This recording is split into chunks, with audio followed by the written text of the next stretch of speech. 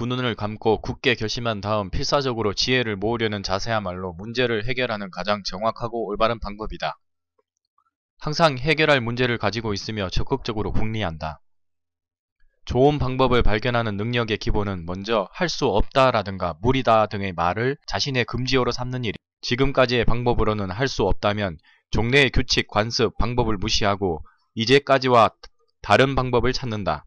지금 당장은 할 수 없다라면 전부 혹은 제로, all, or nothing 이라는 식의 견해를 버리고 우선 지금 당장 할 수 있는 범위, 그것이 아무리 작은 부분이라도 상관없으니까 거기서부터 손을 댄다. 나머지는 끈기 있게 조금씩 업적을 쌓아 올려간다. 이것이 경영상 가장 중요한 일이다. 나 혼자서는 할 수 없다라면 그럼 대체 누구의 힘을 빌리면 좋을지 생각한다. 좋은 방법의 힌트는 자신의 일상생활 속에 있다. 눈을 크게 뜨고 언뜻 보기에 아무런 연관이 없는 현상의 본질을 주시하면서 여기에서 연쇄 반응을 일으키는 능력이 필요하다. 중간 관리자란 다른 사람의 지혜를 활용하는 인물이므로 반드시 자신이 최초의 힌트를 제시할 필요는 없다. 아울러 바람직한 자세는 자연스럽게 자신에게 지혜가 모이도록 한다. 그러려면 먼저 적극적으로 사람들의 지혜를 수집하고 상대방의 이야기를 진지하게 듣고 지혜를 활용했으면 나중에 상대에게 보고하는 행위, 이 세 가지 조건을 갖추어야 한다. 지혜는 언제나 술술 나오는 것이 아니라 궁리를 거듭하여 구사일생 끝에 얻을 때가 많다.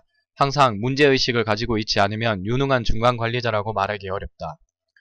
방법, 발견 능력을 높이고 싶으면 궁리에 궁리를 거듭한다. 고민하지 않는 중간관리자가 가장 고민스러운 존재이다. 궁리하는 습관을 들이고 싶으면 어떻게 해야 좋을까? 요컨대 자신이 궁리할 만큼의 짐, 목표를 짊어진다. 목표 지향력이 약하면 필연적으로 방법 발견 능력에 결함이 생길 수밖에 없다.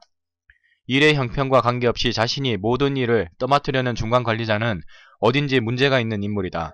중간관리자의 일하는 방식은 상황과 상대에 따라 융통성을 발휘하여 대처해야지 언제나 한 가지 방법으로 일을 진행할 만큼 단순하지가 않다.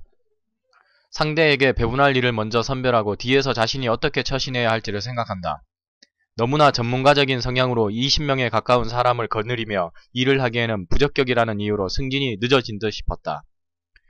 그도 베테랑으로 머리가 굳어져서 무엇이든 자신의 생각대로 진행되지 않으면 기분이 풀리지 않는 모양이다.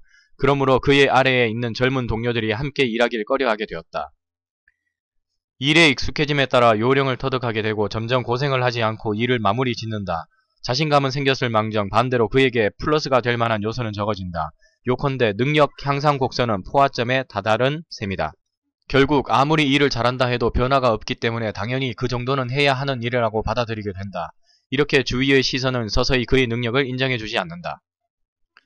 능력 있는 베테랑이 한 사람 앉아 있으면 그 아래에 있는 일의 서툰 신출내기들이 전혀 육성되지 않는다. 이거야말로 큰 문제가 아닐 수 없다. 일을 잘하는 부하를 차례로 양성해서 타 부서로 전출시키는 일은 자랑스럽게 여긴다. 과연 누구에게 이 일을 담당하게 할까? 너무 온순한 사람은 성공시킬 가망이 없을 것 같아. 이런 때 전문 분야는 다르더라도 일종의 람보처럼 정력이 좋고 사소한 일로는 자신의 뜻을 굽히지 않는 인물을 그 지위에 앉힌다는 방식이다. 가장 중시할 점은 전 사원의 완전 연소이고 동기부여의 성공 여부, 자주적이고 적극적인 전 사원의 경영 참가, 지금 이 일만큼 중요한 것은 없다는 인식이다. 시대는 이미 바뀌었다. 이치에 맞지 않는 인사권을 강하게 주장하는 회사 가운데 제대로 돌아가는 회사가 없다는 사실이 이러한 사정을 잘 말해준다. 부하를 열심히 응원해주고 지원해주는 일이 얼마나 중요한 일인지 충분히 고려해야 한다. 신뢰감은 인간관계에서 가장 기본적인 요소이다. 이를 잃게 되면 어떠한 일도 할 수 없다. 어쨌든 곤란한 처지에 빠졌을 때 손을 내밀어 주지 않는 상사가 신뢰받을 리 없지 않은가. 부족한 부분을 능숙하게 커버하는 일은 상사의 몫이지 그것을 회사의 틀에 맞춰 기계적으로 이해하려는 자세는 적절치 않다. 상사와 부하는 한 팀이며 자유로운 팀워크가 요구된다. 상대에 따라 지원을 자유자재로 조절해가며 하고 있다. 아무리 다른 용무가 있을지라도 그 일을 물리쳐서라도 자신이 양해를 얻으러 가고 절대로 과장을 나쁜 축으로 몰아내서는 안 된다. 이것은 부하 혼자 전쟁터에 남겨두고 자신은 탈출한 격에 지나지 않는다. 세세한 부분에 관심을 가져주는 일은 중간관리자로서 상당히 중요한 자세이다. 하나에서 10가지 일일이 조잡하게 지시하는 자세는 좋지 않다. 부하를 파악하는 일은 중간관리자의 필수 능력 중 하나다. 부하가 할 수 없는 부분으로 자신이 해야 할 일이 무엇인지 신중히 생각해본다. 대화가 이루어지지 않는 것은 부하의 책임이 아니라 전부 중간관리자의 책임이다. 문제는 이 일을 진행하기 쉬운 환경을 만들어주고 자신감을 잃지 않도록 용기를 북돋아주는 일이다. 부하가 할 수 있는 일을 상사가 하고 상사밖에 할 수 없는 일을 상사 스스로 하지 않으면 금세 사기가 떨어지고 만다. 중견 간부의 승낙을 받지 못했기 때문에 할 수 없어라는 자세는 근본적으로 변명에 불과하며 여전히 지난날의 고용인 의식이 남아있다는 증거이다. 아무리 생각해도 회사를 위해 필요하다면 누가 뭐라고 하든 최선을 다해 설득해야 한다. 어쨌든 간에 부장이나 과장, 대리가 들고 온 안건은 모두 딱 거절해버리는 방식이다. 어떻게든 구실을 만들어서 퇴짜를 놓는다. 그렇게 해서 맥없이 물러나 다시 들고 오지 않는 사람은 역시 하지 않는 편이 나았다 라고 판단한다. 회사를 위해 반드시 추진해야 할 일이라면 이런 자세를 보일 리 없다. 그것은 필요성이 낮은 안건이었다거나 아니면 충분히 검토를 하지 않아 자신감이 없었다거나 둘 중 하나임에 틀림없다.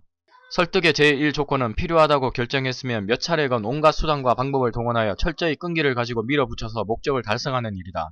여하튼 승인을 받고 싶다면 그 안건에 대해 사전에 철저히 검토하고 진행해야 한다는 확신이 없으면 안 된다. 한 가지 문제를 여러 각도에서 검토할 수 있는 능력은 중간 관리자에게 필수이다.